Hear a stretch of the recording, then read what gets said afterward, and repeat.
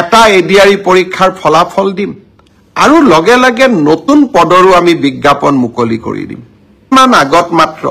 ADRE পৰীক্ষা হৈ গৈছিল ৰিজাল্ট দিব ফেব্ৰুৱাৰীৰ শেষ সপ্তাহত নহলে মাৰ্চৰ প্ৰথম সপ্তাহত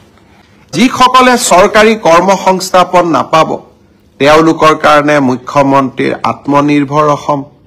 সেমি কণ্ডাক্টৰৰ দৰে অজস্ৰ উদ্যোগ আমি সকলোৰে বাবে এখন সপোনৰ অসম ভূমি আমি নিৰ্মাণ কৰিম নতুন বছৰৰ আৰম্ভণিতে অলপ আশাৰ কথা কৈছো শিক্ষক নিযুক্তিৰ প্ৰক্ৰিয়া চলি আছে 5500 শিক্ষক নিযুক্তিৰ প্ৰক্ৰিয়া চলি আছে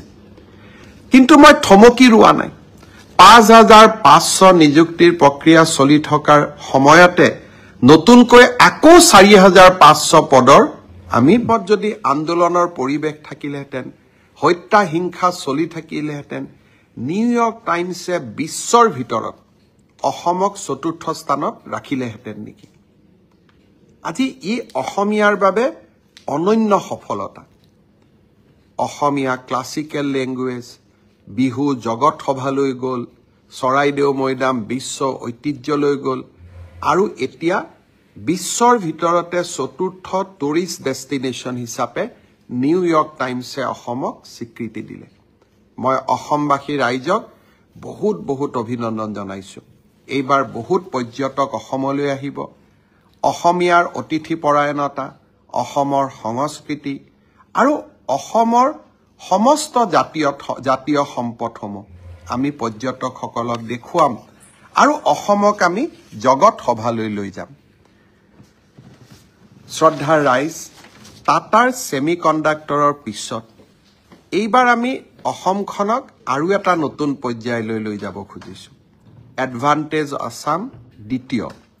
অসমত বিনিয়োগ হওক অসমৰ ইনফ্ৰাষ্ট্ৰাকচাৰ বাঢ়ক ইনভেষ্টমেণ্ট আৰু ইনফ্ৰাষ্ট্ৰাকচাৰ সামিট যোৱা এটা মাহত মই ভূটানলৈ গৈছিলো মুম্বাইলৈকে গৈছো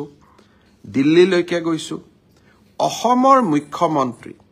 37খন ৰাষ্ট্ৰৰ ৰাষ্ট্ৰদূতে আহি সাক্ষাৎ কৰিছে এয়া মোৰ সাফল্য নহয় অসমৰ কোনো মুখ্যমন্ত্ৰীক ইউএইৰ এম্বেছাডৰ ইউকেৰ এম্বেছাডৰ ফ্ৰান্সৰ এম্বেছাডৰ ইটালীৰ এম্বেছাডৰ জাপানৰ এম্বেছাডৰ ছিংগাপুৰৰ এম্বেছাডৰ আহি সাক্ষাৎ কৰাই নহয় ঘণ্টা ঘণ্টা সময় ধৰি অসমৰ বিষয়ে আলোচনা কৰিছে আনন্দ মহিন্দ্ৰ টাটা কোম্পানীৰ অধ্যক্ষ এছআৰ কোম্পানীৰ অধ্যক্ষ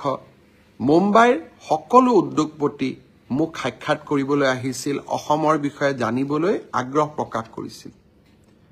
অসমৰ ৰাজনীতিত মই 25টা বছৰ পাৰ কৰিলো অসমৰ মুখ্যমন্ত্ৰীয়ে কৰিছে অহা 25 আৰু 26 ফেব্ৰুৱাৰীত অসমত ইনফ্ৰাষ্ট্ৰাকচাৰ অৰ্থাৎ ৰেল ৰাস্তা দলং এই ইনফ্ৰাষ্ট্ৰাকচাৰ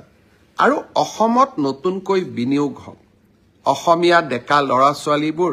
আমাৰ ৰাজ্যখনলৈ কাম কৰিবলৈ উভতি আহক তাৰ এক নতুন প্ৰচেষ্টা আমি আৰম্ভ কৰিছো আৰু অহা এটা মাহ এডভান্টেজ আসাম 2.0 ইয়াক ভাল কৰি হওক তাৰ বাবে আমি সকলো ব্যস্ত থাকিম দেশ বিদেশৰ উদ্যোগপতিসকলক গুৱাহাটীলৈ আনিম আৰু অসমত বিনিয়োগ কৰাৰ বাবে আমি অনুপ্ৰেৰণা যোগাম আকৌ এবাৰ জগত সভালৈ অসম যাওক তাৰ কাৰণে আৰু এবাৰ আমি প্ৰচেষ্টা চলাম কংগ্ৰেছৰ এজন সংসদে কৈছে যে ইয়াত মেলা হ'ব বিনিয়োগ নাহে মই সংসদ গৰাকীক অনুৰোধ কৰিম গুৱাহাটীৰ পৰা জাগিৰোডলৈ যাওক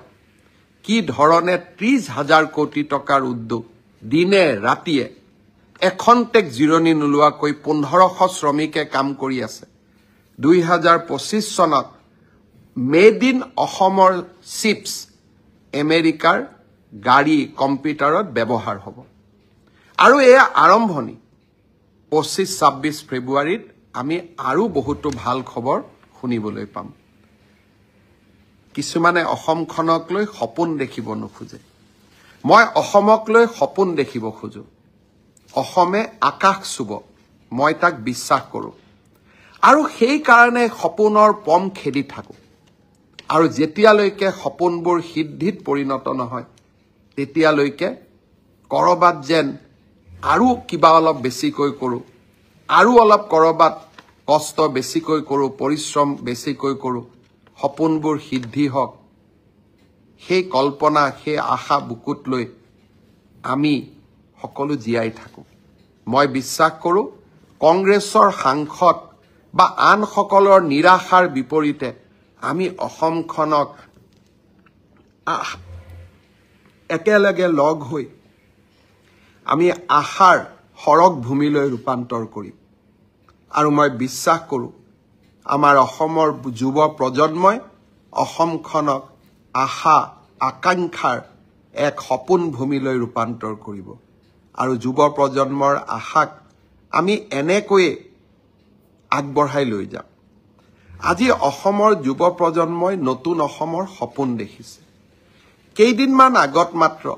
এডিআৰই পৰীক্ষা হৈ গৈছিল ৰিজাল্ট দিব ফেব্ৰুৱাৰীৰ শেষ সপ্তাহত নহলে মাৰ্চৰ প্ৰথম সপ্তাহত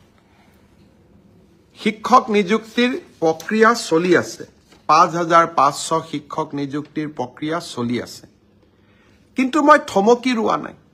5500 নিযুক্তিৰ প্ৰক্ৰিয়া চলি থকাৰ সময়তে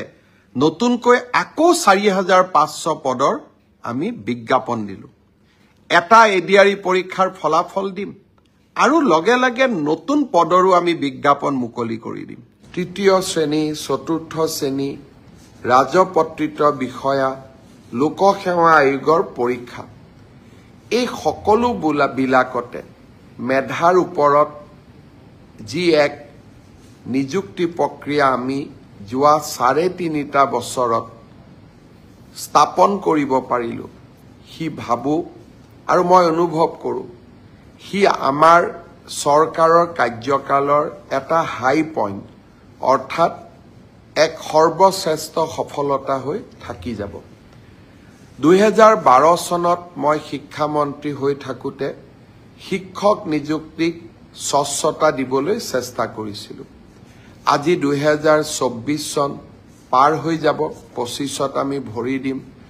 যোৱা 13টা বছৰে শিক্ষক নিযুক্তিৰ প্ৰক্ৰিয়াত আমি সম্পূৰ্ণ দুৰ্নীতিৰ পৰা আঁতৰত ৰাখিব পাৰিলো আৰু মেধাৰ ওপৰত চাকৰি পোৱা শিক্ষকৰ চাকৰি পোৱা প্ৰক্ৰিয়াটো আমি ইনষ্টিটিউচনেলাইজ অৰ্থাৎ স্থায়ী কৰিব পাৰিলো যোৱা 3টা বছৰত লোকসেৱা আয়োগৰ পৰীক্ষাকো আমি এক